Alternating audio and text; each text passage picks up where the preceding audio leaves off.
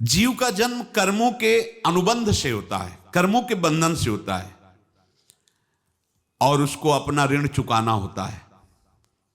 कर्मानुबंध ये बहुत सूक्ष्म विषय है।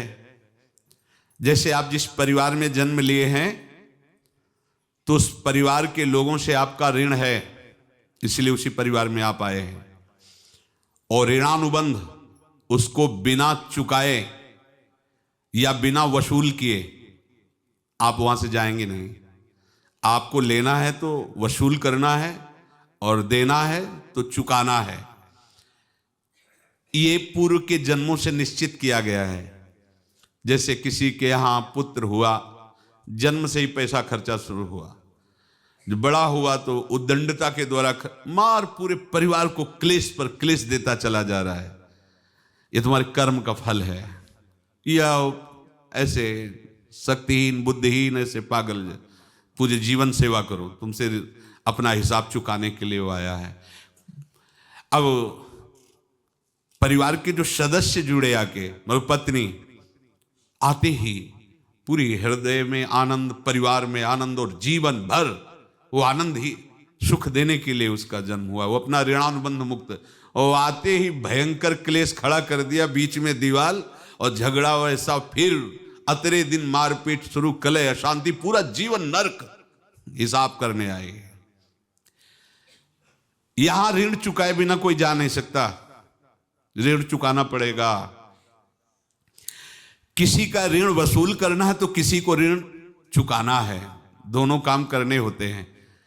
अनेक जन्मों में अनेक लोगों के साथ हमने जो बर्ताव किए हैं, अच्छे या बुरे, वो होंगे। अब किसी आदमी को हम जानते नहीं, अचानक मिला, अचानक टक्कर लगा और मार पीट गाली गुप्ता सब कर दिया, चुपचाप सह लो। क्यों? ये आपका हिसाब है, पूर्व का हिसाब। हमारा उससे कोई द्वेष नहीं, कोई संकल्प नहीं। अचानक घटना घटी और हमसे द्वेष करने लगा, हमें पीटने लगा, हमें गालियां दे, ये हिसाब है, चुपचाप सह जाओ। अपने घर का भाई ही भारी दुश्मन बन गया और क्लेश दे, हिसाब है। एक महात्मा जी भ्रमण करते थे तो उस समय असरफियां चलती थी, मोहरे असरफियां, तो उनको भेंट में देते लोग। तो या तो ठाकुर सेवा में लगे तत्काल, या संत सेवा में तत्काल लगे, उसका संग्रह करके डोलना ये ठीक नहीं है। बैरागी के लिए सिद्धांत में ये ठीक नहीं है। तो जब 2, 4, 6, 8 ऐसे मोहरे हुई तो उन्होंने विचार किया कि और भ्रमण करके जब काफी मोहरे हो जाएंगी तो प्रयागराज में जब कुंभ पड़ता है, एक बार पूरे सब अखाड़े के संतों को, अलग अलग संप्रदाय सब संतों को बुलाएंगे और सबको पुआएंगे। अब साधु है तो यही विचार करेगा, और क्या विचार करेगा। तो उन्होंने ऐसे डंडा बनवाया, बेंत, जो ऊपर से चूड़ीदार और भीतर पोला, और मोहरे उसमें डालते गए। और भ्रमण, जहां जहां श्रद्धालु भगत थे सबके यहां जाना और इच्छा रखना कि एक मोहर तो दे दे दक्षिणा में। कामना कोई भी हो वो बांधती ही है, ध्यान रखना। इसीलिए प्रभु जो चाहे वो करे, अपनी चाह नहीं रखनी चाहिए, अपनी चाह प्रभु की चाह में मिला देनी चाहिए। धीरे धीरे वो छड़ी भर गई। भ्रमण करने वाले महात्मा चूड़ी लगाई, इंतजार करते रहे। जब प्रयाग का कुंभ पड़ा तो चले। तो रास्ते में एक गांव में पूछा जाता है, जैसे कहीं रुको कि कोई श्रद्धालु ऐसा है जो संत सेवी है। तो कुछ लोगों ने बताया, हाँ एक परिवार है बहुत संत सेवी है और आपको मिलाते हैं उनसे। हाँ ये महाराज घर में रुका, खूब अच्छा हलवा पूड़ी पवाया, और जो घर के मालिक थे चरण दबाए। चरण दबाते दबाते उनकी दृष्टि पड़ी उस डंडे पे।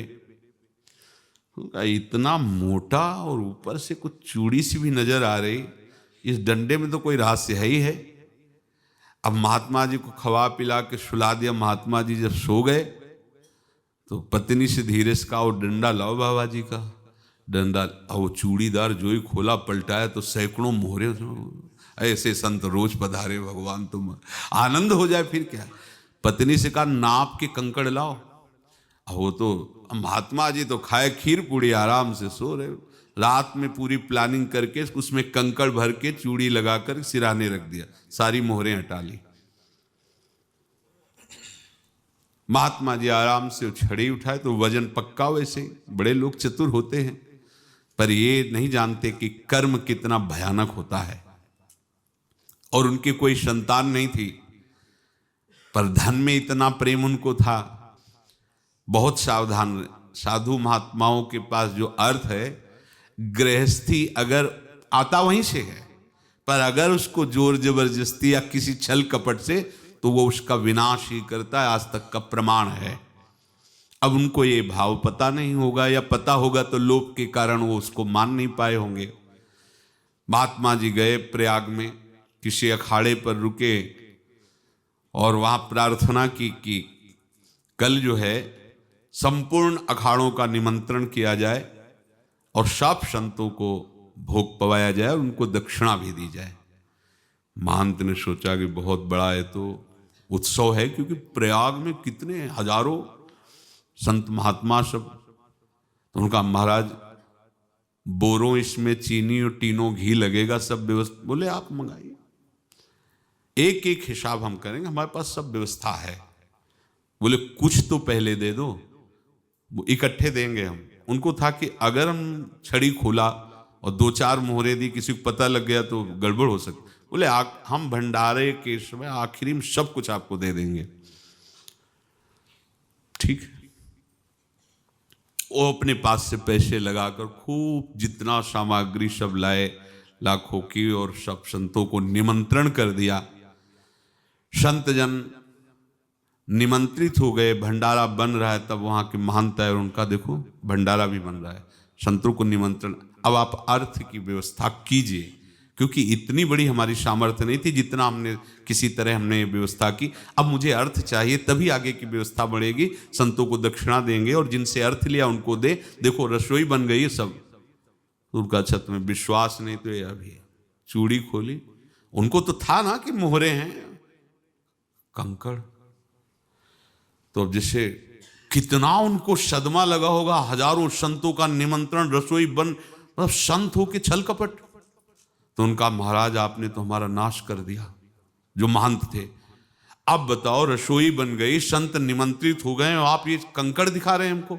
आपने तो हमें बर्बाद कर दिया, हमारी इतनी सामर्थ्य नहीं थी, आप पहले बता देते। संत होकर ऐसा छल कपट। अब वो बोले तो क्या बोले, क्योंकि उनको पता था कि मोहरे हैं इसमें। अंदर से उनका चिंतन गया उसी सेठ के पास, अच्छा ऐसा धोखा हमारे साथ किया, भोगोगे तुम। ये जो निकलता है ना भोगोगे, ये अकाट्य होता है। क्योंकि किसी का भी हृदय, मान लो किसी भी जीव जंतु को आप कष्ट दें और उसका हृदय आह भर जाए, तो वो आह वज्र की लेख है, तुम्हें भोगना पड़ेगा। वो देखो भीष्म जी को भोगना पड़ रहा है ना। सांप को ऐसे धनुष की नोक से उठाया और बंबूल के कांटों के ऊपर फेंक दिया, कई दिन तक शेदा हुआ, वो आह भर करके मरा। तो आपको 6 महीने बाणों की सैया पर आह किसी की ना लेना जिंदगी में। कोई ऐसा कोई आह भर करके कह दिया तुम समर्थ हो, हम तो कुछ कर नहीं सकते, और अंदर से दुखी, फिर तुम्हारी सामर्थ्य काम नहीं करेगी, मिट्टी में मिला देगी। फिर ये तो संत थे और भगवत आराधना के लिए, संत आराधना के लिए ही ऐसा किए हुए थे। अब इनका कैसे मुंह दिखाएं, अब क्या करें। सुबह संत जन आएंगे, सबके बीच में हमारी कि देखो इन्होंने, अब क्या करें। गए और संगम में जाके छलांग लगाई, अपने प्राण त्याग दिए। अब उनके तो पास मोहरे थी और व्यापार बढ़ा, और 9-10 महीने बाद ही लड़का हुआ। व्यापार चल रहा, लड़का नहीं होता था, लड़का भी हो गया। बड़ा आनंद छा रहा है। जब से वो प्रकट हुए और धन की वृद्धि शुरू हो गई, पढ़ाई लिखाई में उनके खर्चा हुआ सब, बस बीमारी शुरू हो गई उनके शरीर में। अब उसमें पैसा जाना शुरू हुआ। इतने आसक्त वो दोनों हो गए कि कुछ भी हो, व्यापार ठप, संपत्ति बेचना शुरू, तो उन्होंने कहा कि बेटा मैं क्या कर सकता हूं तुम्हारे लिए। बोले हमारी अंतिम इच्छा है प्रयाग चलो और जितने प्रयाग में संत महात्मा सबको एक बार भंडारा करवाओ, हमारी इच्छा अंतिम है। क्यों? बोले अब ज्यादा संपत्ति तो नहीं रह गई। तो बोले घर बेच दो, मेरे लिए ही तो है, बेच दो। मुझे लगता मैं बचूंगा नहीं, पर मेरी अंतिम इच्छा पूर्ण कर दो। घर बेच दिया, जेवर बेच दी। वहां गए, जब संत सेवा की तो बोले मुझे संगम तक ले चलो। संगम तक ले गए और बोले समझे तुम चुराए थे और हमने उसको छीना है, कुछ नहीं रह गया तेरे पास कुछ, अब केवल ममता और आसक्ति में जलकर मर और नरक प्राप्त कर। मैं वही महात्मा हूं जिसकी तूने मोहरे ली थी, शरीर छोड़ दिया। महात्मा को जन्म लेना पड़ा और इनको दुर्गति भोगनी पड़ी। ऋणानुबंध होश में, ऐसा नहीं कि आप जो कर रहे हैं कोई देख नहीं रहा, कोई हिसाब किताब नहीं, जो कर रहे हैं अवश्य में भोक्तव्यम, बहुत सावधान। अनेक जन्मों में अनेक लोगों से जो कुछ लिया दिया है, इस लेने देने को मिटा देने के बाद ही तुम मुक्त हो गए। इसीलिए एक उपाय है, लेना न देना मगन रहना। क्या? मालिक को समर्पित हो जाओ, मालिक को अपना माना हुआ समर्पित कर दो, खत्म।